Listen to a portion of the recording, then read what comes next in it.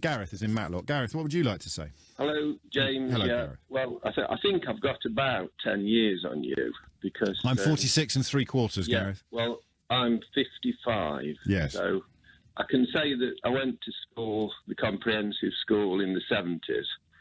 And I remember seeing my geography teacher gave me a map showing all the prospective European highways that were going to be built with our connections with the European Union.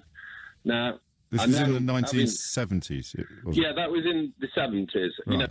You know, it was all a big focus on the bright future for Europe, which, you know, it has been, and we've had a lot of good connections with Europe, and we still do. But the problem is, I don't think we've ever actually participated properly.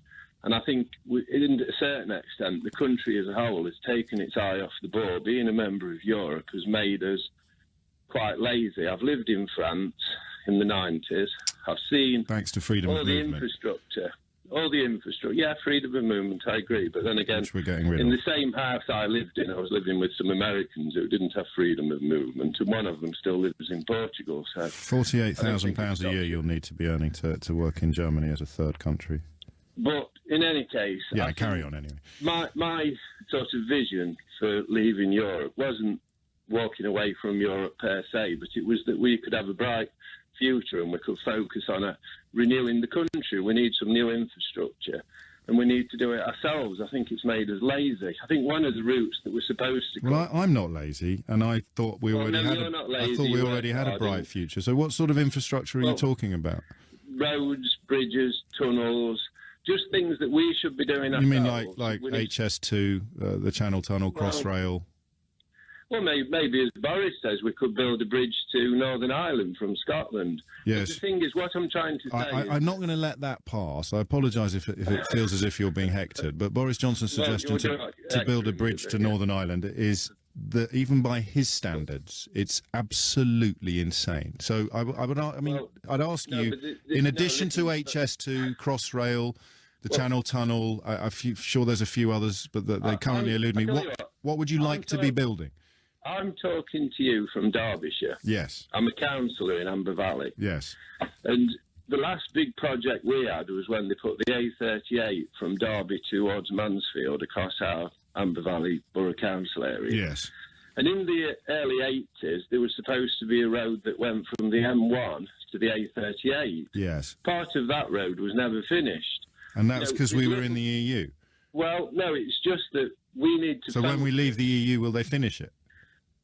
Well, what I'm trying to say is I think Britain as a whole needs to look to itself and do some improvements and not rely on the EU to do it. Why do we have to be outside the EU to finish off the A38? No, the point is because when you go to France, as I'm probably sure you have, when you I've never worked there like you have, and now I'll never be able to. Alps, Carry on.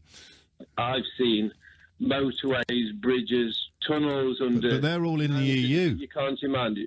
Yeah, they're in the EU. But these so they haven't been prevented from building infrastructure by membership of the EU. You can't really say to me, we need to leave the EU to build infrastructure. Look how much infrastructure there is in France and Italy. That doesn't work at all, does it, Gareth? The focus of Councillor. EU development and its aspiration has been to put money in projects in other places and not the United Kingdom.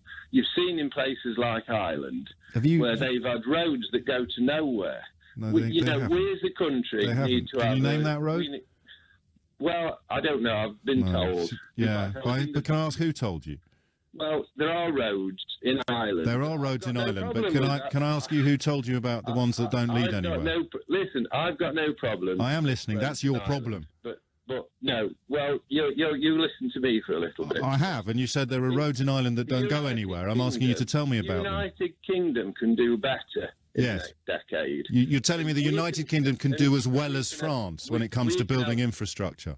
We can have a better relationship with Europe as a third country. Right. We can still travel to Europe, and we will have a much better relationship with them. But we haven't agreed that. It's about time we made a better country for our children and our grandchildren.